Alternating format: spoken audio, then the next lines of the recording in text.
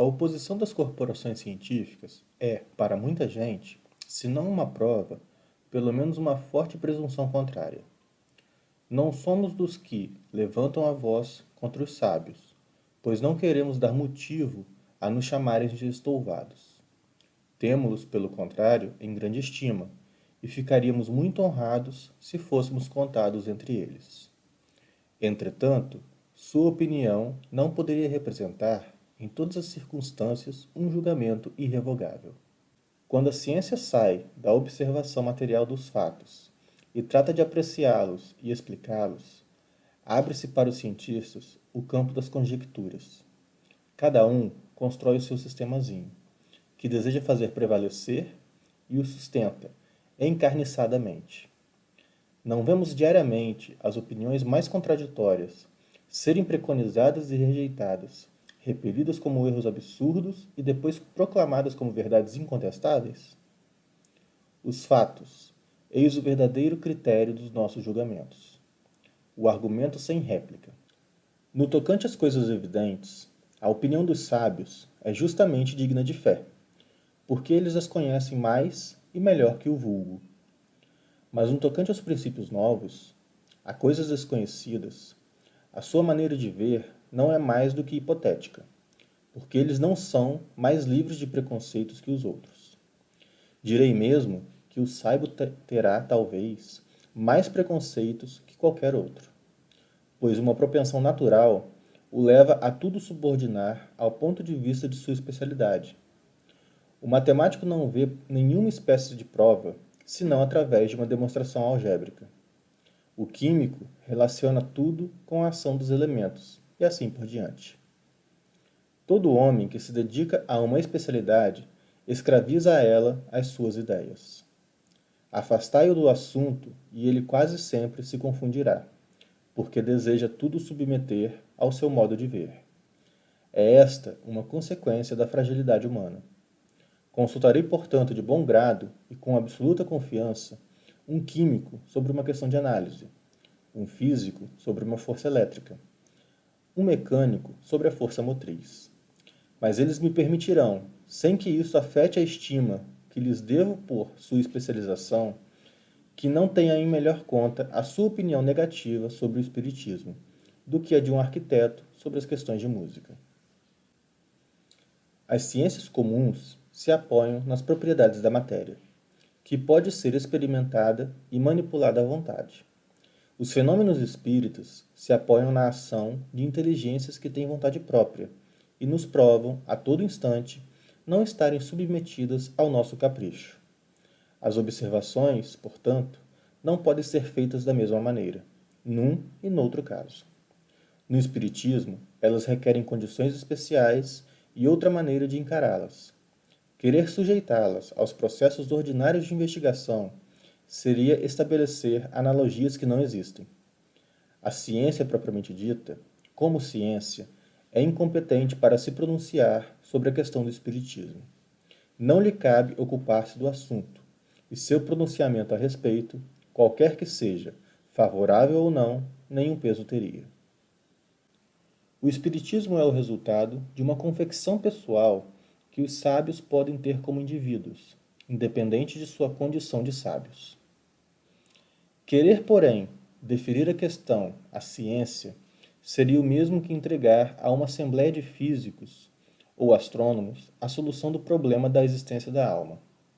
Com efeito, o espiritismo repousa inteiramente sobre a existência da alma e seu estado após a morte. Ora, é supinamente ilógico pensar que um homem deve ser grande psicólogo pelo simples fato de ser grande matemático ou grande anatomista. O anatomista, dissecando o corpo humano, procura a alma, e porque não a encontra com seu bisturi, como se encontrasse um nervo, ou porque não a vê evular como um gás, conclui que ela não existe. Isto em razão de colocar-se num ponto de vista exclusivamente material. Segue-se daí que ele esteja com a razão contra a opinião universal? Não. Vê-se, portanto, que o espiritismo não é da alçada da ciência. Quando as crenças espíritas estiverem vulgarizadas, quando forem aceitas pelas massas, o que, a julgar pela rapidez com que se propagam, não estaria muito longe, dar-se-á com elas o que se tem dado com todas as ideias novas que encontraram oposição. Os sábios se renderão à evidência. Eles as aceitarão individualmente, pela força das circunstâncias.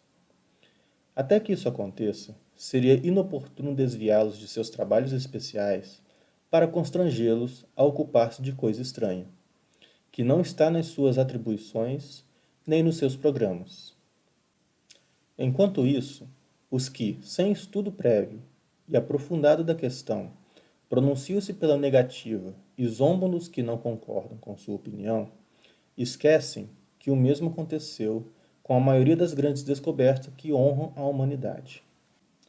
Arriscam-se a ver seus nomes aumentando a lista dos ilustres negadores das ideias novas, inscritos ao lado dos membros da douta Assembleia que, em 1752, recebeu com estrondosa gargalhada o relatório de Franklin sobre para-raios, julgando-o indigno de figurar entre as comunicações da pauta, e daquela outra que fez a França perder as vantagens da navegação a vapor ao declarar o sistema de Fulton um sonho impraticável.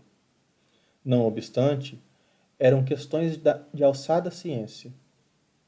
Se essas assembleias, que contavam com os maiores sábios do mundo, só tiveram zombaria e sarcasmo para as ideias que ainda não compreendiam e que alguns anos mais tarde deviam revolucionar a ciência, os costumes e a indústria, como esperar que uma questão estranha aos seus trabalhos possa ser melhor aceita? Esses erros lamentáveis não tirariam aos sábios, entretanto, os títulos com que, noutros assuntos, conquistam o nosso respeito. Mas é necessário um diploma oficial para se ter bom senso?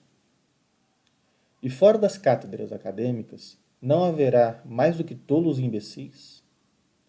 Basta olhar para os adeptos da doutrina espírita, para se ver se entre eles só existem ignorantes e se o número imenso de homens de mérito que a abraçam permite que a releguemos ao rol das simples crendices. O caráter e o saber desses homens autorizam-nos a dizer, pois se eles o afirmam, deve pelo menos haver alguma coisa.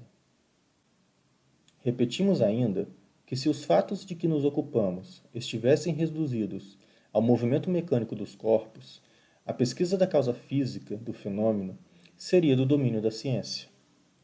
Mas desde que se trata de uma manifestação fora do domínio das leis humanas, escapa à competência da ciência material, porque não pode ser explicada por números, nem por forças mecânicas. Quando surge um fato novo, que não se enquadra em nenhuma ciência conhecida, o sábio, para estudá-lo, deve fazer uma abstração de sua ciência e dizer a si mesmo que se trata de um estudo novo, que não pode ser feito com ideias pré-concebidas.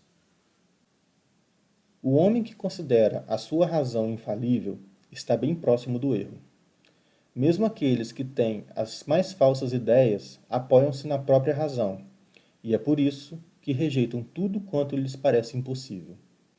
Os que ontem repeliram as admiráveis descobertas de que a humanidade hoje se orgulha, apelaram a esse juiz para rejeitá-las. Aquilo que chamamos razão é quase sempre o orgulho mascarado, e quem quer que se julgue infalível, coloca-se como igual a Deus. Dirigimo-nos, portanto, aos que são bastante ponderados para duvidar do que não viram. E julgando o futuro pelo passado, não acreditam que o homem tenha chegado ao apogeu, nem que a natureza lhes tenha virado a última página de seu livro.